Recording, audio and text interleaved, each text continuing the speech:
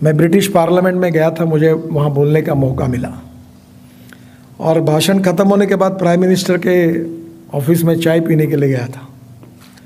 तो foreign minister और prime minister दोनों भी थे। तो उन्होंने मुझे प्रश्न पूछा कि आपके देश की सबसे बड़ी समस्या कौन सी है। तो मैंने स्वाभाविक रूप से कहा कि हमारे यहाँ गरीबी, भूखमरी और बेरोजगारी सबसे बड़ी समस्या है। तो उन्होंने कहा कि जब ये मैंने बताया तो फिर मैंने उनको पूछा कि आपके यहाँ की सबसे बड़ी समस्या कौन सी है। तो उन्होंने कहा कि हमारी सोशल सिस्टम में अभी काफ़ी उद्ध्वस्त हो रही है। तो मैंने बोला क्यों? बोले हमारे यहाँ नए लड़के और लड़कियाँ लिविंग रिलेशनशिप में रहते हैं और इसके कारण परिवार पद्धति कोलैप्स हो रही है। हमें समझ में नहीं आता कि इसका कैसे हम मार्ग ढूंढें। फिर उन्होंने मुझे कहा कि आपके यहाँ ये समस्या नहीं है। मैंने कहा नहीं के बराबर है। बोले ऐसे कैसे हो सकता है, जब आपके यहाँ गरीबी है तो ये आपके यहाँ क्यों नहीं है? तब मैंने उनको कहा कि हमारी समाज पद्धति, जीवन पद्धति मूल्याधिष्ठित है। गरीब के घर में भी अच्छे संस्कार हैं और अच्छे संस्कारों के कारण, जो मूल्याधिष्ठित संस्कार पद्धति है उसके कारण हमारे यहाँ ये समस्या नहीं के बराबर है। और ये हमारी भारतीय समाज की सबसे बड़ी ताकत है। हम एक तरफ साइंस, टेक्नोलॉजी, इनोवेशन सब में आगे जाए, पर दूसरी ओर हमारी व्यक्ति के रूप में जो जीवन पद्धति है, संस्कार पद्धति, उसके तरफ भी ध्यान दें और दोनों का समन्वय रखकर ही हम आगे जा सकते हैं। मुझे बहुत खुशी है कि आज स्टार्टअप में हमने बहुत प्रगति की। मैं अभी चौधरी साहब को बता रहा था और उसमें मेजॉरिटी IIT के। मैं ई-व्हीकल, मेरा एक संकल्प है, बहुत कठिन है वो। बहुत कठिन इसलिए कि मैं तो कहता हूँ कि एक दिन करना ही है, जल्दी करना है। वो है कि पेट्रोल डीजल को देश से हद पार करना है। मैं e-vehicle, ethanol, methanol, biodiesel, bio LNG, bio CNG, इस पर बहुत काम करता हूँ। और मेरा ये मान्यता है कि diversification of agriculture towards energy and power sector. हमारा किसान अन्नदाता के साथ ऊर्जादाता बने। और मैं आज आया हूँ वो आपके सामने भी कुछ प्रॉब्लम रखकर, जिसका सोल्यूशन आप ज़रूर निकालोगे। और वो यही है कि हमारे देश में 16 लाख करोड़ का इंपोर्ट है फॉसिल फ्यूल का। और जैसे इकोलॉजी एंड इन्वायरमेंट में pollution is big concern, water pollution, air pollution, sound pollution, तीनों हमारे लिए गंभीर प्रश्न है। और इसलिए मैं ये मानता हूँ कि ये हमारे देश में हमारी ऊर्जा, हम ऊर्जा को इंपोर्ट करने वाले हैं, एनर्जी को, हम एनर्जी को एक्सपोर्ट करने वाला देश बने। आत्मनिर्भर भारत बनाने का जो प्रधानमंत्री जी का सपना है, उसमें सबसे बड़ा चैलेंज आप लोगों के लिए है, वो ये है कि इंपोर्ट को कम करना है, एक्सपोर्ट को बढ़ाना है। और जो हमारा रिसर्च है वो नीड बेस्ड रिसर्च होना चाहिए। रॉ मटेरियल अवेलेबिलिटी क्या है, उसके बेस पर रिसर्च होना चाहिए। हमारे रिसर्च में region wise, district wise, state wise अलग अलग है। एग्रीकल्चर में कौन सा वेस्ट प्रोडक्ट है, उसमें अलग अलग प्रकार के रिसर्च है। मैं 7 साल के पहले, 7-8 साल पहले, मैं नागपुर से हूँ, तो हमने तय किया था कि हमारा जो सीवेज वाटर है उसको रिसाइकलिंग करके हम बेचें। और जब मैंने, हमारा मेयर जो थे वो मैथमेटिक्स के प्रोफेसर थे, अनिल सोले करके, तो उनको मैंने कहा कि ये टॉयलेट का पानी साफ करके हम बेचेंगे। तो बोला यार तुम कुछ भी फंडा लाते, कौन लेगा ये? मैंने बोला ये होगा। और आज हम हमारे शहर का 7 साल से सीवेज वाटर बेच रहे। महाराष्ट्र सरकार की पावर कोहली है, कोराडी और खापरखेड़ा प्रोजेक्ट के लिए पानी दे रहे हैं। आपको आश्चर्य होगा, हमको 325 करोड़ रुपए साल के मिलते हैं। और अब मेरे मन की इच्छाएं मालूम नहीं होती कि नहीं, पर आप जैसे talented, young talented engineering man power जो सबसे बड़ी स्ट्रेंथ है देश की, और आप उनमें से है, तो मेरा सपना ये है कि जो सॉलिड वेस्ट मैनेजमेंट है उसको सेग्रीगेट करने से प्लास्टिक, रबर, मेटल्स, ग्लास और ऑर्गेनिक वेस्ट निकलती है। इसको सेग्रीगेट करके काफ़ी रिसाइकलिंग होता है और ऑर्गेनिक वेस्ट बायोडाइजेस्टर में डालकर उससे मीथेन निकलता है। मीथेन से बायो CNG, बायो LNG निकल सकता है और उसके बजाय उससे ग्रीन हाइड्रोजन भी तैयार हो सकता है। तो अभी इलेक्ट्रोलाइज़र में हम लोग वर्ल्ड में सबसे हाई नंबर 1 है। We are the number 1 manufacturer of electrolyzer in the world. Bangalore में बहुत अच्छा काम कर रहे हैं। मैंने इनॉग्रेट किया एक फैक्ट्री को।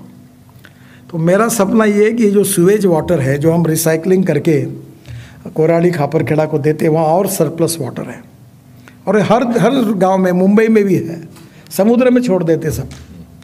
तो ये जो पानी है इसको 98% प्यूरिफाई करके और इसमें ग्रीन हाइड्रोजन में 70% कॉस्ट पावर की है। तो सॉलिड वेस्ट को सेग्रीगेट करने के लिए रूफटॉप लगेगा बड़ा, उसमें गोडाउन लगेगा जिसमें सेग्रीगेट करने के लिए, उसमें ऊपर सोलर होगा रूफटॉप और उसमें से पावर सस्ती मिलेगी। और ये पानी जो 98 प्यूरिफाई अच्छा पानी होगा उसको इलेक्ट्रोलाइज़र से हम लोग यूज़ करके 1.25 करोड़ का 1 करोड़ का आ जाएगा, उससे ग्रीन हाइड्रोजन तैयार करेंगे। अब मैं बहुत दिनों से पीछे पड़ा था, तो अभी किर्लोस्कर ने 100% बायो इथेनॉल पर चलने वाला जनरेटर मुझे दिया है। तो अब वो डीजल की ज़रूरत नहीं, तो वो जनरेटर से 500 बार तक उसको कंप्रेस किया जा सकता है और फिर उसको ट्रक, बस, कार में भर के हम लोग उसको चला सकते हैं। तो इसमें मेरे हिसाब से पावर की कॉस्ट 2 रुपये 40 पैसे यूनिट आएगी, तो पर केजी कॉस्ट काफ़ी कम आएगी। अब ये कॉस्ट हमारे देश में $1 पर केजी, 1 केजी हाइड्रोजन की कॉस्ट होगी तो बहुत अच्छा है, जो आपको रिसर्च करना है। और ये अगर देश में ग्रीन हाइड्रोजन तैयार होगा, एक तो बायो वेस्ट से, ऑर्गेनिक वेस्ट से और वेस्ट वाटर से, तो हमारी नगर परिषद, म्यूनिसिपल कॉरपोरेशन सब शुद्ध हो जाएगी। स्वच्छ भारत अभियान जो प्रधानमंत्री जी का सपना है वो पूरा हो जाएगा। उल्टा वैल्यू एडिशन होगा, वेस्ट टू वेल्थ।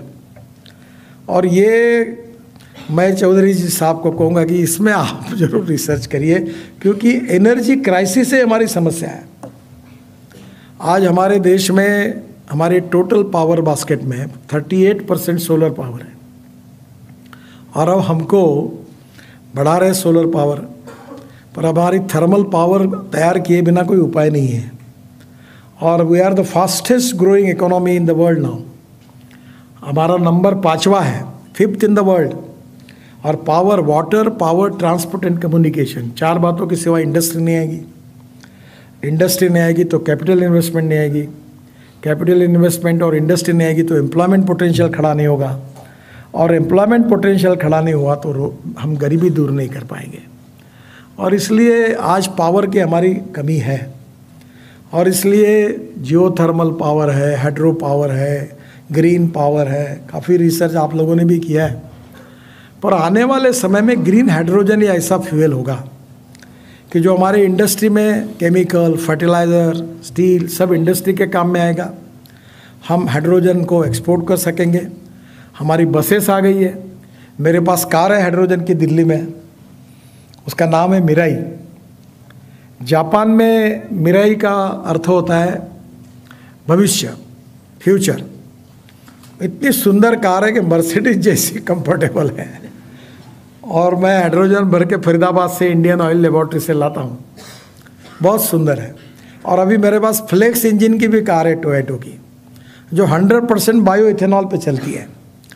मेरे आग्रह पर बजाज, TVS और हीरो, इन्होंने मोटरसाइकिल और स्कूटर तैयार किए 100% बायो इथेनॉल पर।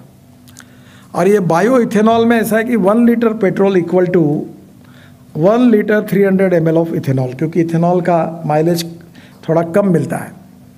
तो एक बार मैंने देखा ऐसा, तो रशिया में कुछ रिसर्च हुआ था, तो मैंने उन साइंटिस्ट को बुलाया और इंडियन ऑयल के चेयरमैन वैद्य और पेट्रोलियम सेक्रेटरी को बुलाया, मिनिस्टर को भी बुलाया। मैंने कहा ये माइलेज सेम होता है पेट्रोल लेवल। तो मुझे राम कुमार करके, जिन्होंने बहुत अच्छे साइंटिस्ट हैं, जिन्होंने अभी एल्यूमिनियम एयर टेक्नोलॉजी पे भी रिसर्च किया है, तो उन्होंने कहा कि सर ये अच्छी आइडिया है पर मुझे असंभव लगती है। तो मैंने कहा ये इनका सुन लो, प्रयोग करो, गाजर की पुंगी है, बच सकती तो बजाओ, नहीं तो खा लो और छोड़ दो। आपको ताज्जुब होगा, 3 महीने के बाद उन्होंने मुझे रिपोर्ट दिया कि ये सक्सेसफुल है। तो अभी इथेनॉल का माइलेज पेट्रोल के बराबर है। इथेनॉल का 60 रुपये लीटर और पेट्रोल 110 रुपये लीटर। तो ग्रीन फ्यूल है, पोल्यूशन नहीं के बराबर है। तो अब हमारा देश, हम लोग मोलाइसिस से, BAV मोलाइसिस से, शुगर केन जूस से, ब्रोकन राइस से, फूड ग्रेन से, बाम्बू से, एग्रोवेस्ट से हम इथेनॉल बना सकते हैं। अभी हमने आसाम में एक बाम्बू से बायो इथेनॉल बनाने का प्रोजेक्ट चालू हो गया। और ये जो परली है, दिल्ली वालों को बहुत पॉपुलर है, क्योंकि ये पंजाब हरियाणा में ये जो राइस स्ट्रॉ है, इसको परली बोलते हैं, जो जलाते हैं, जिसके कारण काफ़ी पोल्यूशन होता है। वो बहुत पीछे पड़ा था। तो अभी पानीपत में इंडियन ऑयल ने एक फैक्ट्री शुरू की है। 150 ton per day bio bitumen बनता है परली से, और 1 लाख लीटर बायो इथेनॉल बनता है। अब परली से 5 टन, और परली से 1 टन बायो CNG बनता है। उसके भी 15-20 प्रोजेक्ट आ गए। तो मैं जो आपको एजेंडा देकर जा रहा हूँ, बाय यूजिंग बायोटेक्नोलॉजी हम लोग इंक्रीज द प्रोडक्टिविटी, और वो प्रोडक्टिविटी जो है वो बायोमास की प्रोडक्टिविटी बढ़ाकर बाय यूजिंग बायोमास हम बायो CNG, बायो ANG और ग्रीन हाइड्रोजन कैसे बनाएं।